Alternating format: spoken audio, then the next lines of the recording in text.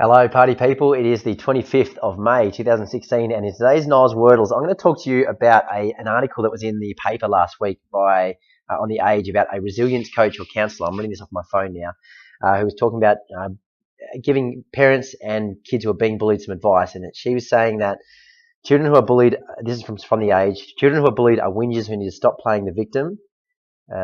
Bullying victims were passive doormats, whingers, and loose with the truth. Now, I actually believe a lot of this has been taken out of context from the her article. I haven't read the article fully, but I think that's a little bit taken out of context. But she might not have said it in the best way possible. But I agree with a lot of the stuff she's saying. Not so much with children, because I don't work with many children, but with adults in this world. And I'm saying this from experience. So, first off, whenever I see young guys, bull riders and stuff that are bullying, I'm always very quick to stop them. That the guys who are bullying are always letting out their own insecurities on someone else. And then I'm also teaching the young guys how to stand up to bullying. Because I'll tell you my story first. When I was 17, in my graduating year, I looked about 12, tiny little kid. So I got bullied all through school, but I was very confident. Didn't ever affect me because my dad said, well, I was always a real tiny kid too. And when I got big, you get big late, like 18, 19. So I just knew I was going to happen. So it never bothered me that I was small. And it didn't bother me they were bullying me. Also in that time, I learned how to do a little bit of boxing. And I think that as many mothers would probably disagree with this, but I think it's very important that some boys especially learn some self-defense, because that, I think, over time taught me that you can stand up and hold your chest out a bit, not to go pick fights, but to stand up against people who are trying to be physically dominant over the top of you. And with a lot of this came up from this morning's session with a client, because she was talking about not having stress because of business partners, and I took her through a quote that Andy Traff taught me, which is, we teach people how to treat us. And so if you're always saying people are putting me down, people are, controlling me, people are, making me sad, whatever it is, you're letting people do that to you. Because if people do it I've got like a three strike rule. Someone does it to me twice, the third time I say stop, you don't talk to me that way. And the first two times I might have done it, unconsciously, whatever.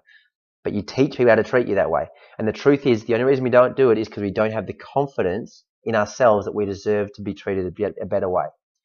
And so confidence is a learned skill, guys. And I think what this coach is saying to young boys, even though maybe she didn't do it in the best way, is actually really good advice, because if you can teach guys young how to stand up for themselves and have confidence and to stop being a victim, that's really important. Now, all this is very passionate for me because I really dislike inside myself the victim. The last probably 4 or 5 years, I've realized that every time I was being a victim, every time I was in a bad mood, it's just like a poor me mood. Poor me, I'm going through something bad, and I was looking for attention. I was looking for approval. I was probably looking for mum to come give me a hug or something. And it's just not a positive state. The world is happening to you, and you're not in control of the world when you're in that state. But the truth is, your thoughts create your world, and you're letting your thoughts go run wild to the negative. And when you're empowered, you're choosing your thoughts for the positive. And a lot of this work is clearing stuff from the past. That's fine. But you've got to take first ownership and say, I'm sick of being this victim. I'm sick of letting people treat me this way, and I deserve more.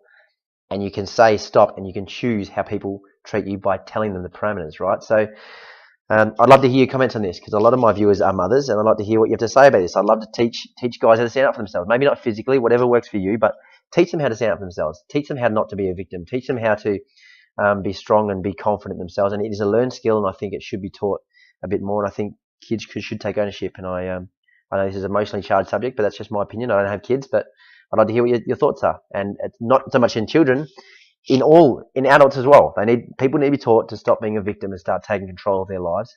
And I know it can be difficult. I know it's challenging. I know it's uncomfortable, but you've got to go through some discomfort and pain to get the growth. That's always the way to get there. So, and all my clients, pretty much every time there's someone in front of me, or every time I've had a challenge, it's because I'm being a victim and I'm not taking ownership of it.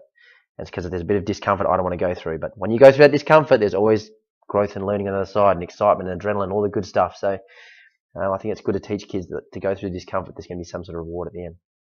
So, long video, guys, but I'd love to hear your comments. Put them below. I'd like to hear what your thoughts are on this whole topic about the victim, and maybe teaching guys how to stand up and take ownership of it a bit.